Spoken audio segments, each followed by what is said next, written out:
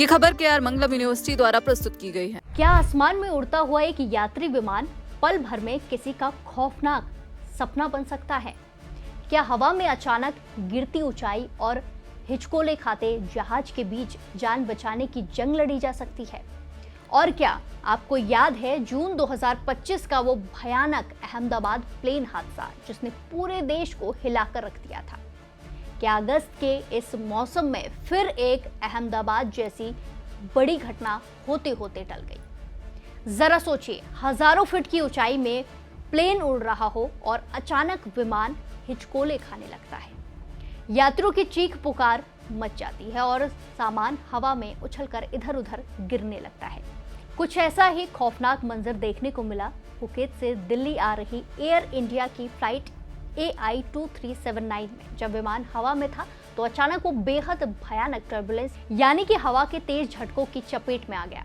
किस्मत अच्छी थी कि पायलट की समझदारी से ये विमान दिल्ली के इंदिरा गांधी इंटरनेशनल हवाई अड्डे पर सुरक्षित लैंड कर गया, लेकिन 10 यात्री और 4 क्रू मेंबर्स इस हादसे में घायल हो गए। इस घटना ने एक बार फिर जून 2025 में हुए अहमदाबाद के उस दर्दनाक हवाई हादसे की खौफनाक यादों को ताजा कर दिया है, जब टर्बुलेंस और तकनीकी गड़बड़ी ने दर्जनों जिंदगियों को खतरे में डाल दिया था।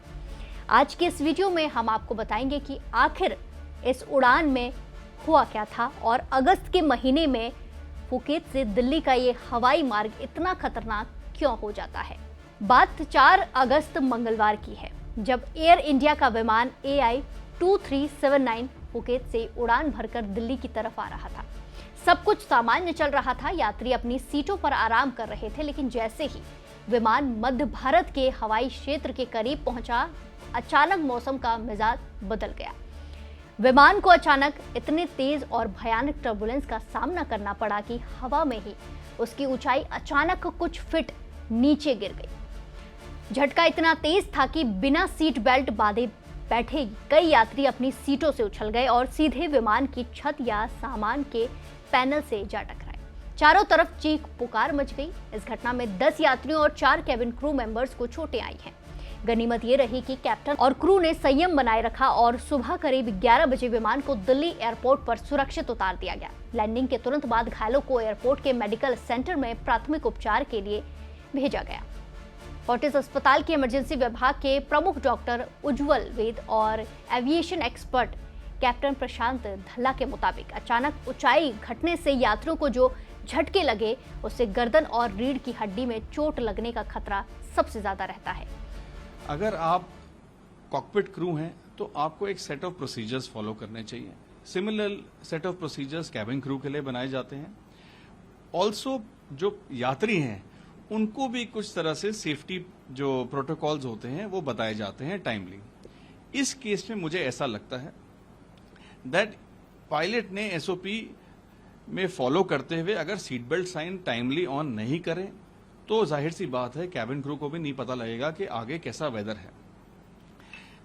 वो एक चेन इफेक्ट होता है जो कि पैसेंजर्स तक पहुंचता है। अगर आप नॉर्मल बैठे हुए हैं और सडनली एयरक्राफ्ट शेक करे या टर्बुलेंस में आए तो आपको टाइम नहीं मिलेगा सीट बेल्ट लगाने का।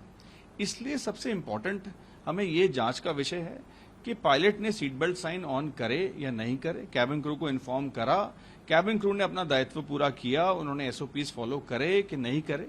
एंड अगर ये सारी चीजें सही चेन ऑफ इवेंट्स फॉलो करे गए हैं, उसके बावजूद पैसेंजर्स ने अगर सीट बेल्ट का उल्लंघन किया है, उन्होंने नहीं मानी वो इंस्ट्रक्शंस, उस कारणवश ये एक सीवियर टर्बुलेंस का केस बनता है जिसमें there can be loss of life also. से पेशेंट शिफ्ट हुए, 3 पेशेंट आए जो पैसेंजर्स थे, सब कॉन्शियस थे, ओरिएंटेड थे, वाइटली सब स्टेबल थे।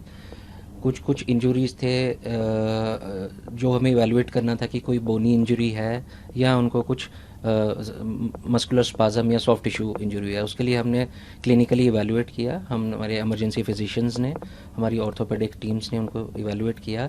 जो ज़रूरत हमें एक्सरे का था वो हमने एक्सरेज करवाए, right from spine to chest to pelvis to chest, और अल्ट्रासाउंड भी हमारा रेडी था। Radiology team was also informed.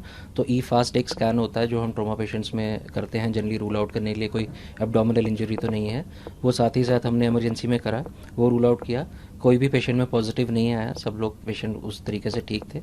X-rays करवाए, एक्सरेज में भी मेजर जो पैसेंजर्स हैं किसी को कोई मेजर इंजरी नहीं है और उनको हमने डिस्चार्ज किया है with advice on some oral medications. Danger signs बताए हैं कि अगर कुछ आपको फ्लैग साइंस हैं, रेड फ्लैग साइंस कुछ होता है तो आपको SOS इमरजेंसी में आना है। वहीं एयर इंडिया ने अपने बयान में कहा है कि उनके लिए यात्रियों और क्रू की सुरक्षा सबसे पहले है और वो इस पूरे मामले की जांच के लिए संबंधित नागरिक उड्डयन अधिकारियों का पूरा सहयोग कर रहे हैं। अब सबसे बड़ा सवाल यह उठता है कि आखिर हर साल अगस्त के महीने में फुकेत से दिल्ली का हवाई मार्ग इतना ज्यादा खतरनाक और संवेदनशील क्यों हो जाता है।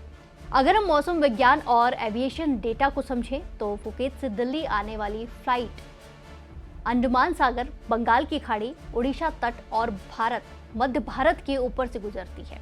अगस्त में भारत में मानसून अपने चरम पर होता है। इस दौरान बंगाल की खाड़ी का समुद्री तापमान लगभग 28 से 29 डिग्री सेल्सियस तक पहुंच जाता है, जिससे वहां से भारी मात्रा में गर्म और नम हवा ऊपर की तरफ उठती है। यह हवा जब मैदानी इलाकों की ओर बढ़ती है तो विशालकाय तूफानी बादलों का निर्माण करती है। ये बादल कोई साधारण बादल नहीं होते, ये 16 किलोमीटर की ऊंचाई तक जा सकते हैं और सैकड़ों किलोमीटर तक फैले होते हैं। वहीं मौसम विभाग IMD ने इन दिनों के लिए पहले से ही ओडिशा, पश्चिम बंगाल और पूर्वोत्तर भारत में भारी बारिश का अलर्ट जारी किया था। जब विमान ऐसे इलाकों से गुजरता है तो हवा की गति और इसी के साथ दिशा में अचानक से बदलाव आता है, जिससे विमान नियंत्रण खोने लगता है, अनियंत्रित हो जाता है और गंभीर टर्बुलेंस पैदा होता है। एक्सपर्ट्स का मानना है कि अगस्त के महीने में इस रूट पर उड़ानों की रीरूटिंग यानी कि रास्ता बदलने और इसी के साथ मौसम के अलर्ट को लेकर अधिक सतर्कता बरतने की जरूरत होती है, ताकि अहमदाबाद जैसी किसी बड़ी घटना की दोबारा से पुनरावृत्ति ना हो। वहीं हवाई सफर के दौरान अक्सर लोग सीट बेल्ट का इस्तेमाल करना कभी कभी बंद कर देते हैं, उसे खोल देते हैं, जो ऐसे टर्बुलेंस के वक्त बेहद ज्यादा जानलेवा साबित हो सकता है। आपको क्या लगता है, मॉनसूनी सीजन में एयरलाइंस को इन संवेदनशील रूट्स पर फ्लाइट टाइमिंग या रूट में बड़े बदलाव करने चाहिए? अपनी राय कमेंट्स में जरूर दें और बाकी देश और दुनिया की तमाम बड़ी अपडेट के लिए जुड़े रहिए दैनिक जागरण के साथ। नमस्कार।